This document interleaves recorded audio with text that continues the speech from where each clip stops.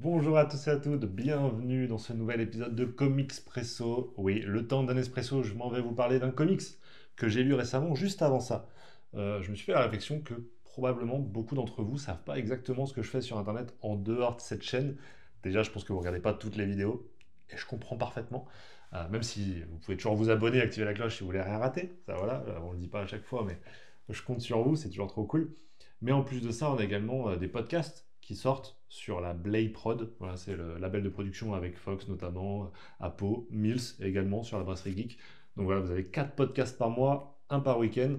Voilà, donc si jamais vous voulez voir ça, vous pouvez. Il y a également le Discord que vous pouvez rejoindre. Voilà, il y a Insta, TikTok. Donc j'essaye d'être le plus polyvalent possible. J'ai écrit également des articles sur Kazoku Media, donc tous ces liens-là, en fait, vous pouvez les retrouver maintenant directement dans la bio de la chaîne, je crois. J'ai fait un lien qui vous ramène sur tout ce que je fais. Et comme ça, bah, vous n'êtes pas perdu. Également, vous allez pouvoir retrouver un lien d'affiliation avec Comic Zone.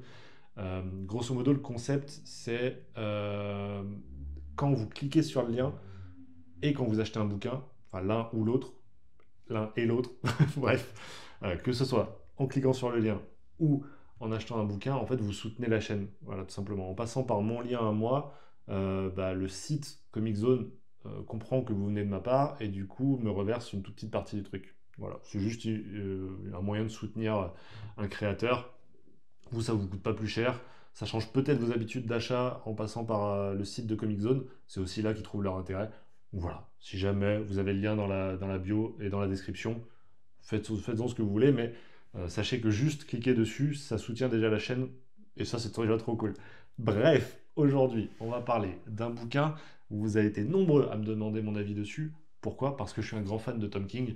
Évidemment, on va parler de son nouveau Wonder Woman sorti chez Urban Comics. Wonder Woman hors la loi, tome 1 de Tom King et Daniel Sampere. Donc, qui est sorti déjà il y a quelques semaines. Urban me l'a envoyé et ça tombe bien, je voulais fortement en parler. J'ai jamais lu de Wonder Woman à l'exception de Wonder Woman Dead Earth. Donc c'était un des trucs, un des points d'entrée pour moi. Mais surtout, bah, c'est Tom King. Et Tom King, aujourd'hui, je suis quasiment à jour sur ce qu'il a fait, à l'exception de la fin de Batman et de son Grayson. Je crois qu'à part ça, j'ai à peu près tout lu. Et j'en suis pas peu fier. L'histoire de ce Wonder Woman va se dérouler en deux temporalités. En vérité, on a le premier chapitre et un autre, je crois, à la fin, qui va se dérouler dans le futur. On va suivre les enfants de Diana, Bruce et Clark qui vont se rendre en fait dans un lieu un peu mystérieux et parler à un personnage qui va raconter à Lizzie, donc la fille de Diana, va lui raconter l'histoire de sa mère sur un chapitre précis de son histoire, le moment où les Amazones sont devenus hors la loi. Flashback, on se retrouve donc dans ce qui nous est notre présent. Un attentat est perpétré dans un bar. On accuse une Amazone d'avoir fait ça. Et le gouvernement américain décide de déclarer persona non grata les Amazones sur le territoire américain.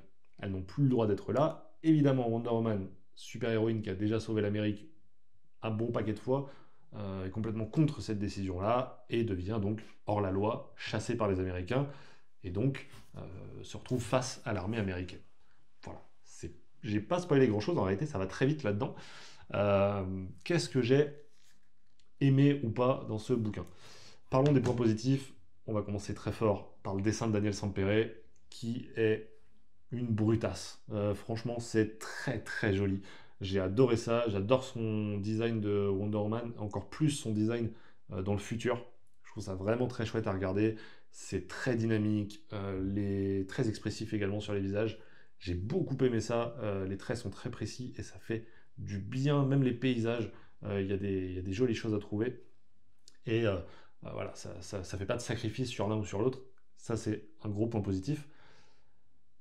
Et là, on arrive très vite dans le négatif quand je vous parlais narration et scénario.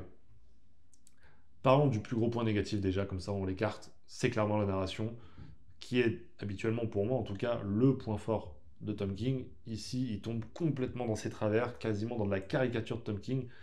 Le personnage qui nous narre l'histoire, c'est donc ce vieux personnage que vont voir les enfants de la Sainte Trinité au début du bouquin, et qui est donc en fait un vilain. Et c'est le vilain qui va nous raconter l'histoire. Ça aurait pu être intéressant, mais en fait, d'une part, c'est beaucoup trop présent. Vraiment, il parle, il parle, il parle, mais à un point, vraiment, c'en est détestable. Pour tout vous montrer, regardez, les cases en bleu, c'est le moment où le narrateur parle. Voilà. Donc en fait, il ne reste que ça. Donc t'as beau apprécier les dessins, t'as la moitié de la case qui est remplie par des bulles. C'est ultra verbeux, mais surtout c'est verbeux pour ne rien dire. Et là, ça pose problème pour Tom King, pour moi. Parce que il essaye de faire les choses bien, tu vois. Franchement, il parle féminisme, il parle terrorisme, il y a plein de sujets très intéressants. Mais d'une part, par la bouche de ce personnage-là, ça marche pas. C'est beaucoup trop verbeux. Ça fait des longues tirades pour pas grand-chose. Ça essaye d'être poétique à des moments où il n'y a pas forcément besoin de l'être, et surtout pas par ce personnage-là, qui voue quasiment une admiration à Wonder Woman, qui est celle de Tom King en fait. Ça ne marche pas dans les yeux de ce personnage, et ça m'a dérangé. Franchement, ça m'a dérangé. Ça m'a quasiment sorti de la lecture, alors que l'histoire qu'on me raconte me plaît plutôt bien. J'aime cette idée de dire que les Amazones sont plus les bienvenus, etc. Alors que même dans l'histoire même de Wonder Woman, c'est plutôt l'inverse en réalité. Hein. C'est les hommes qui sont pas les bienvenus sur Themyscira. Là, on a affaire à l'inverse. C'est cool.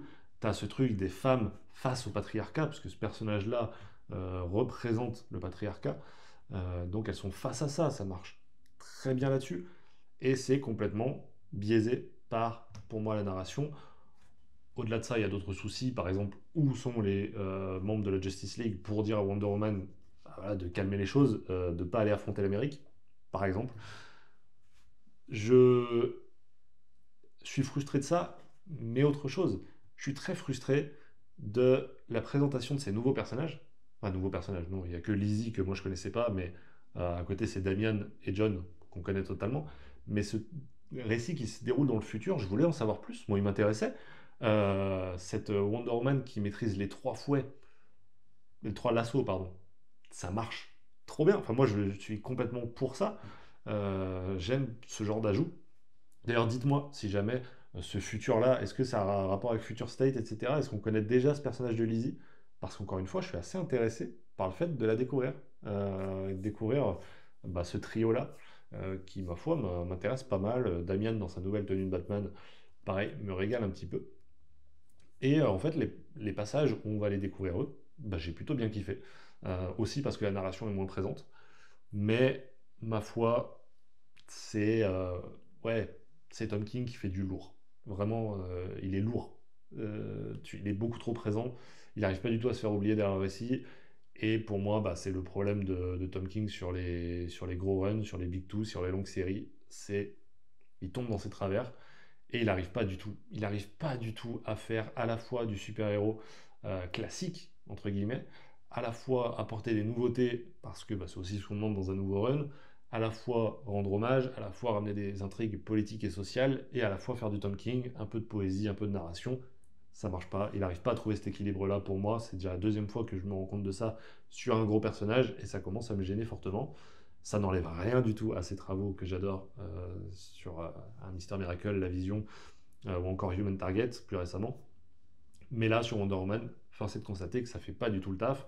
Je partirai sur le tome 2 avec un grand plaisir pour découvrir ce qu'il en fait, et je pense que je ferai la série parce que Tom King, je veux voir si derrière ça va mieux, mais pour l'instant, je peux pas vraiment vous conseiller de partir sur ce Wonder Woman, et c'est un peu triste. Si jamais vous le trouvez d'occasion, n'hésitez pas à foncer, mais vous savez où vous mettez les pieds.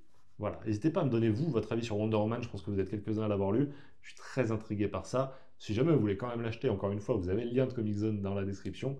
Nous on se retrouve dès demain pour une nouvelle vidéo et on partira sur une nouveauté que j'ai beaucoup kiffé. Voilà, ça fait 2-3 jours où on lit des trucs plutôt moyens. Là, enfin plutôt moyens pour moi. Là on va partir sur un petit coup de cœur, mais ça je vous en dis pas plus. Retrouvez-moi demain à 17h sur la même chaîne. D'ici là les amis, portez-vous bien, prenez soin de vos proches et à bientôt.